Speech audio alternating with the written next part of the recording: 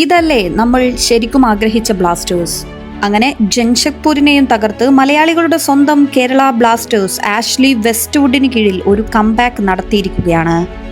മഞ്ഞപ്പട ബഹിഷ്കരിച്ച കലൂരിലെ ജവഹർലാൽ നെഹ്റു സ്റ്റേഡിയത്തിൽ നടന്ന മത്സരത്തിൽ മലയാളി കരുത്തിലാണ് കൊമ്പന്മാർ ജയിച്ചു കയറിയത്. നിഹാൽ സുധീഷും വിപിൻ മോഹനനും വലകുലുക്കി.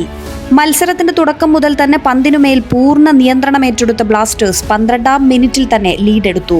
കെവിൻ യോക്ക് നൽകിയ മനോഹരമായ ത്രൂ ബോൾ സ്വീകരിച്ച ബെനാരിഫ് ബോക്സിനുള്ളിലേക്ക് നൽകിയ പാസ് യുവതാരം നിഹാൽ സുധീഷ് കൃത്യമായി വലയിലെത്തിക്കുകയായിരുന്നു. മത്സരത്തിനിടെ പരിക്കേറ്റ കരീം ബെനാരിഫിന് പകരം വിപിൻ മോഹനൻ കളത്തിലിറങ്ങിയത് ടീമിന് മറ്റൊരു വഴിത്തിരിവായി. 36-ാം മിനിറ്റിൽ വിപിനിലൂടെ തന്നെ ബ്ലാസ്റ്റേഴ്സ് ലീഡ് 2-ആക്കി ഉയർത്തി. വലതുവശത്തു നിന്നും ഫ്രാഞ്ചുവും നിഹാലും ചേർന്ന് നടത്തിയ നീക്കത്തിനൊടുവിൽ ബോക്സിനുള്ളിലേക്ക് വന്ന ക്രോസ് വിപിൻ ഹെഡറിലൂടെ ലക്ഷ്യത്തിലെത്തിച്ചു. ആദ്യ പകുതിയിൽ തന്നെ 2 ഗോളുകളുടെ വ്യക്തമായ ലീഡ് നേടാൻ ബ്ലാസ്റ്റേഴ്സിനായി. 2-ാം പകുതിയിൽ തിരിച്ചടിക്കാനായി ജംഷഡ്പൂർ ശ്രമിച്ചെങ്കിലും ബ്ലാസ്റ്റേഴ്സ് പ്രതിരോധം വിട്ടുകൊടുത്തില്ല. ഗോൾ കീപ്പർ അർഷ് ഷെയ്ഖിന്റെ ആത്മവിശ്വാസത്തോടെയുള്ള സേവുകൾ ക്ലീൻ ഷീറ്റ് നിലനിർത്താൻ സഹായിച്ചു. 84-ാം മിനിറ്റിൽ ജംഷഡ്പൂർ താരം എസ് ചുവപ്പുകാർഡ് കണ്ട് പുറത്തായത് ആതിഥേയർക്ക് കാര്യങ്ങൾ കൂടുതൽ എളുപ്പമാക്കി. 10 പേരായി ചുരുങ്ങിയ ജംഷഡ്പൂരിനെതിരെ അവസാന നിമിഷങ്ങളിലും ബ്ലാസ്റ്റേഴ്സ് മികച്ച പ്രകടനം തുടർന്നു. ആഷ്ലി വെസ്റ്റ്വുഡിന് കീഴിൽ ടീം കാഴ്ചവെക്കുന്ന അച്ചടക്കമുള്ള ഫുട്ബോളിന്റെ പ്രതിഫലനമായിരുന്നു ഈ വിജയം. ആഷ്ലി പരിശീലന സ്ഥാനത്തെത്തിയ ശേഷം 4 മത്സരങ്ങളാണ് ബ്ലാസ്റ്റേഴ്സ് കളിച്ചത്. സ്പോർട്ടിംഗ് ഡൽഹിക്കെതിരെ ആദ്യ മത്സരം 2-0 തോറ്റെങ്കിലും പിന്നീടുള്ള ബാംഗ്ലൂരു FC-യുമായുള്ള മത്സരത്തിൽ 2-1 ജയം പിടിച്ചെടുത്തു.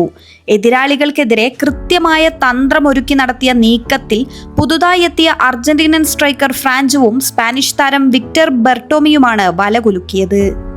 ഈ 2 മത്സരങ്ങളും എതിരാളികളുടെ തട്ടകത്തിലാണ് നടന്നിരുന്നത്. ശേഷം നോർത്ത് ഈസ്റ്റിനെതിരെ സ്വന്തം തട്ടകത്തിൽ നടന്ന മത്സരത്തിൽ ആദ്യ പകുതിയിൽ തന്നെ മുന്നിലെത്തിയെങ്കിലും മത്സരം അവസാനിക്കാൻ മിനിറ്റുകൾക്ക് മുൻപ് ഗോൾ വഴങ്ങി സമനില വഴങ്ങേണ്ടി വന്നു. ശേഷം കൊച്ചിയിൽ തന്നെ നടന്ന മത്സരത്തിൽ ഇപ്പോഴിതാ ഒരു അവിശ്വസനീയ ജയവും. കൃത്യമായ പൊസിഷൻ കീപ്പ് ചെയ്ത് എതിരാളികളുടെ പഴുതുകൾ മനസ്സിലാക്കി ഷോട്ടുകൾ ഉതിർത്ത് വെറുതെയുള്ള ടാക്കിളുകൾ കളിച്ച് മഞ്ഞക്കാർഡ് വാങ്ങാതെ മികച്ച ദിശാബോധത്തിലാണ് ഇപ്പോൾ ടീം കളിക്കുന്നത്. ഡേവിഡ് കാറ്റാലക്ക് കീഴിൽ കളിച്ച സീസണിലെ ആദ്യ 6 മത്സരങ്ങളിൽ 5 തോൽവിയും 1 സമനിലയും മാത്രമാണ് ബ്ലാസ്റ്റേഴ്സിനുണ്ടായിരുന്നത്.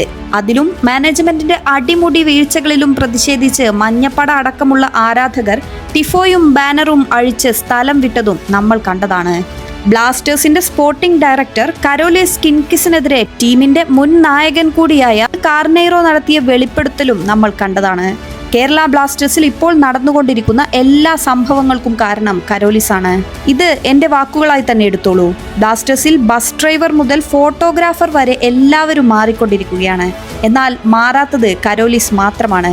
അദ്ദേഹം എവിടെയാണ്? എന്തുകൊണ്ടാണ് കരോലിസ് ആരാധകരെ അഭിമുഖീകരിക്കാത്തത്?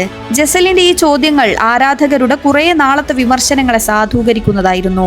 ഒരു ഭാഗത്ത് ആരാധകരും മാനേജ്മെന്റും രൂക്ഷമായ തർക്കങ്ങൾ നടക്കുമ്പോൾ ഒഴിഞ്ഞ സ്റ്റേഡിയത്തിൽ വെസ്റ്റ്വുഡ് നടത്തുന്ന ധീരമായ ശ്രമങ്ങൾ കാണാതെ പോകരുത്. ആരാധകർ ആഗ്രഹിക്കുന്ന പ്രകടനവും വിജയവും വരും മത്സരങ്ങളിൽ ഉറപ്പു നൽകുന്നുവെന്നും മഞ്ഞപ്പട സ്റ്റേഡിയത്തിലെത്തണമെന്നും അദ്ദേഹം അപേക്ഷിക്കുന്നുണ്ട്.